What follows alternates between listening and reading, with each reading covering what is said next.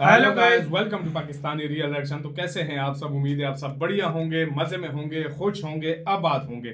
हमारी दुआ यही है आप हमेशा हंसते रहें, मुस्कुराते रहें, खुद भी खुश रहें, दूसरों को भी खुश रखें। चैनल पर न्यू है, चैनल को सब्सक्राइब कर दें, बेल आइकन को प्रेस कर दें ताकि आपको आने वाली हर न्यू वीडियो का नोटिफिकेशन टाइम से मिल सके। मेरा नाम है मुदस्सिर। सो गाइस, पहले आपको टाइटल बताता हूँ जो कि है भारत ने अमेरिका का प्लान फेल कर दिया। रातों रात टैंकर शिप्स की लाइन खड़ी कर दी, शिपमेंट का मसला सॉल्व कर दिया अपना। देखो यार, हमेशा भारत कुछ भी करता है तो शिपमेंट के लिए जो जहाज जरूरत पड़ते हैं वो इंडिया पर कम थे, तो इंडिया को यूरोप के और इन अमेरिका वगैरह इनके ज्यादा यूज करने पड़ते हैं। तो वो रशिया के साथ ऐसे पंगे भी अक्सर डालते हैं। तो भारत ने अपनी लाइन खड़ी करके रख दी है, इतने सारे जहाज खरीद लिए हैं। क्या हुआ है ये पहले वीडियो देखेंगे तब पता लगेगा। और अब भारत को किसी के ऊपर मतलब निर्भर रहने की जरूरत नहीं है। देखते हैं क्या होता है। इंडियन अफेयर्स का वीडियो का लिंक मिल जाएगा डिस्क्रिप्शन में। जल्दी से वीडियो देखते हैं, बाकी बातें बाद में काउंट करते हैं। 3 2 1 एंड स्टार्ट। पिछले कल हम ये डिस्कस कर रहे थे कि भारत सरकार ने रशियन क्रूड ऑयल के ऊपर G7 और यूरोपियन यूनियन के देशों द्वारा निर्धारित $60 पर बैरल की प्राइस कैप को मानने से साफ इनकार कर दिया है। ये प्राइस कैप 5 दिसंबर यानी कि आज से लागू होनी है। भारत सरकार का कहना है कि ईरान और वेनेजुएला की तरह रशियन ऑयल के ऊपर पूरी तरह से सैंक्शंस नहीं लगे हैं। कोई भी देश ये नहीं कह रहा है कि रशिया से क्रूड ऑयल परचेज ना करो। बात प्राइस कैप की है तो अगर शिपिंग का इंतजाम हो जाए और इंश्योरेंस और फाइनेंसिंग G7 या फिर यूरोपियन यूनियन से बाहर हो जाए तो कोई भी देश रशियन ऑयल परचेज कर सकता है और भारत भी वही कोशिश करेगा। भारतीय सरकार के ऑफिशियल ने कहा था कि अगर हम प्रैक्टिकली देखें तो अगर हम रशियन ऑयल के लिए शिप का इंतजाम कर सकते हैं, इंश्योरेंस प्रोवाइड करें और पेमेंट का मोड देख लें तो बड़ी आसानी से रशियन ऑयल खरीद सकते हैं। उन्होंने कहा कि मैकेनिज्म बहुत ही आसान है, यानी रशियन ऑयल के ऊपर प्राइस कैप से भारत बिल्कुल भी प्रेशर में नहीं है। क्रूड ऑयल की ट्रांसपोर्टेशन में क्रूड ऑयल को ट्रांसपोर्ट करने वाली शिपिंग कंपनीज और इस क्रूड ऑयल को री इंश्योरेंस प्रोवाइड करने वाली कंपनीज का अहम रोल होता है। ये 90% कंपनीज G7 और यूरोपियन यूनियन के देशों की है। अब सोचने वाली बात यह है कि भारत सरकार इतने कॉन्फिडेंट तरीके से कह रही थी कि उनको बस टैंकर शिप्स और इंश्योरेंस का इंतजाम करना है जो वो आसानी से कर लेंगे। तो इस कॉन्फिडेंस यानी आत्मविश्वास का कोई ना कोई कारण तो होगा ही, क्योंकि हमने देखा है कि अक्टूबर और नवंबर दोनों महीनों में हमने रशिया से अपनी जरूरत का 21% क्रूड ऑयल परचेज किया है। रशिया आज की डेट में हमारा सबसे बड़ा क्रूड ऑयल सप्लायर है और दिसंबर महीने के लिए भी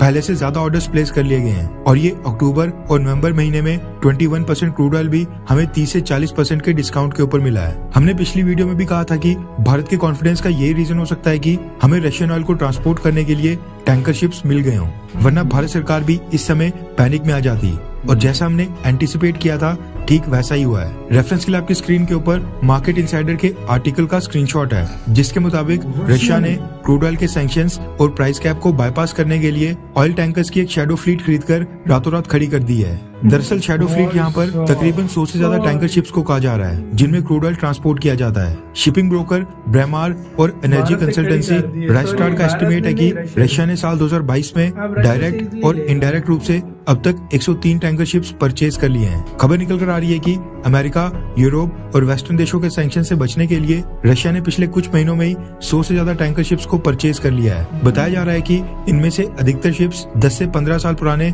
सेकेंड हैंड शिप्स हैं जो किसी समय पर ईरान और वेनेजुएला का क्रूड ऑयल ट्रांसपोर्ट किया करते थे। इनको कुछ सालों के बाद स्क्रैप कर लिया जाएगा, लेकिन फिलहाल के लिए ये अपना पर्पस सर्व करने के लिए पूरी तरह से रेडी हैं और वर्किंग कंडीशन में हैं। अमेरिका और G7 देशों ने कई महीनों पहले ये घोषणा कर दी थी कि वो रशियन ऑयल के ऊपर प्राइस कैप लगा रहे हैं, जिसके बाद जो वो प्राइस कैप डिसाइड करेंगे उसके ऊपर अगर रशियन क्रूड ऑयल बिका होगा तो G7 और यूरोप के देशों की शिपिंग और इंश्योरेंस कंपनीज रशियन ऑयल को फैसिलिटेट नहीं करेंगी, यानी सर्विस प्रोवाइड नहीं करेंगी। जिस समय अमेरिका G7 और यूरोपियन यूनियन के देशों के साथ पॉलिसी बना रहा था उस दौरान रशिया ने ये 100 से ज्यादा टैंकर शिप्स परचेज कर लिए हैं। इससे रशिया को दो फायदे होंगे। एक तो भारत जैसे देशों को रशिया से क्रूड ऑयल परचेज करते वक्त प्राइस कैप को फॉलो नहीं करना पड़ेगा, क्योंकि ऑयल टैंकर्स तो रशिया के ही हैं। दूसरा फायदा ये होगा कि G7 और यूरोपियन यूनियन के देशों की शिपिंग और इंश्योरेंस कंपनीज की रशियन ऑयल ट्रांसपोर्ट करने से जो कमाई होती थी वो बिल्कुल नहीं हो पाएगी।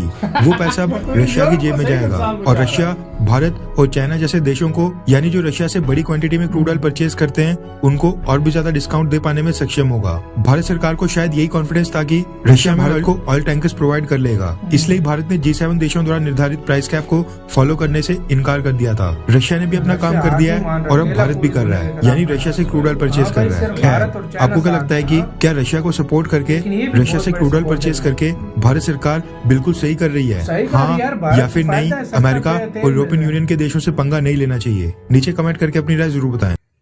यार पंगे की बात कुछ बात महीने नहीं पहले है ही यार। खत्म हो गई है, क्योंकि अगर होता ना हाँ। पहले स्टार्ट हो जाता जब सैंक्शन थे, अभी तो कोई प्रॉब्लम ही नहीं है। अब हाँ? तो लोग अब ले तो रहे कोई प्रॉब्लम ही नहीं है। हैं। हाँ। पाकिस्तान ने भी बोला लेकिन डिस्काउंट नहीं उन्होंने मिला। ऐसा वापस भेजा कि ये बात भी नहीं करेंगे दोबारा। यार मैं एक बात बताऊं, देखो जिस तरीके से रशिया इस टाइम यूरोप अमेरिका से एक हाथ आगे चल रहा है, हाँ। तुम्हें पता है? उसने पूरे यूरोप को, और वो ऐसा मौका जाने नहीं दे रहा जिससे पूरे यूरोप को नुकसान ना हो रहा हो। इस टाइम सबसे ज्यादा ऑयल और गैस नहीं मिल रही ना यूरोप को, वो सबसे ज्यादा नुकसान में। वो अभी सर्दियां ऊपर से आ गई और उनकी फटी पड़ी है। वो पता क्या चाहते थे? वो हाँ। अमेरिका को, इंडिया को फंसाना चाहते थे कि मतलब इंडिया नहीं लेगा उससे, तो ये है कि अपनी मर्जी के हम रेट पे जो है ना उनसे ऑयल भी लेंगे और इजाजत मिल जाएगी।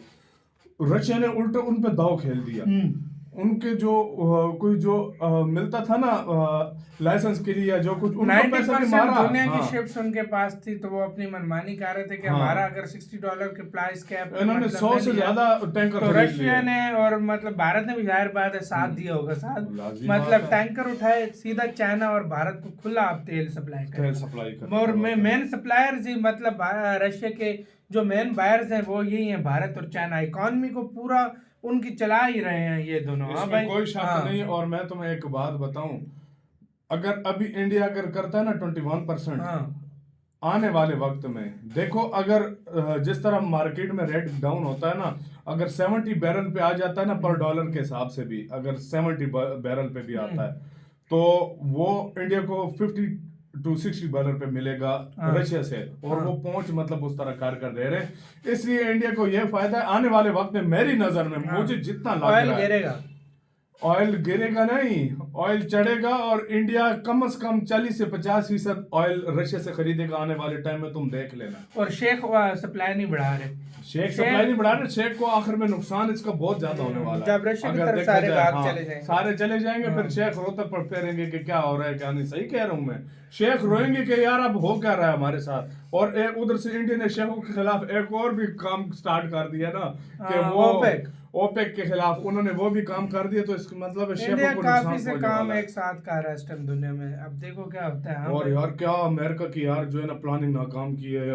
इंडिया और रशिया ने मिलकर यार। स्पेशली इंडिया देखो यार ना, पहले डरा था ना कभी उनसे डरेगा, सीधी सी बात है। यार देखो प्रॉब्लम उस टाइम आती ना जब हम भी बोल रहे थे ये कि हाँ। यार अब देखा जाएगा कि इंडिया क्या करता है, हाँ। रशिया के साथ हाँ। ऑयल लेता है कि नहीं, या क्या हाँ, हिसाब हाँ। किताब है। लेकिन लेकिन इंडिया ने उस डबल टाइम- ट्रिपल कर दिया। इंडिया ने जब हाँ। मामला गर्म था तब भी इतना उठा लिया, तो आप तो गरम मामला था ठंडा हो गया। 5% हाँ। से 21% पे आ हाँ। गया, खुद अंदाजा लगा लो। तो फिर इस बात से वो आइडिया है। लगा लो कहाँ लेवल पे आपका चले गए। कहना क्या है, अपने कमेंट सेक्शन में दें। इधर वीडियो खत्म करते हैं, अपना बहुत ज़्यादा ख्याल रखना। तो यार बाय।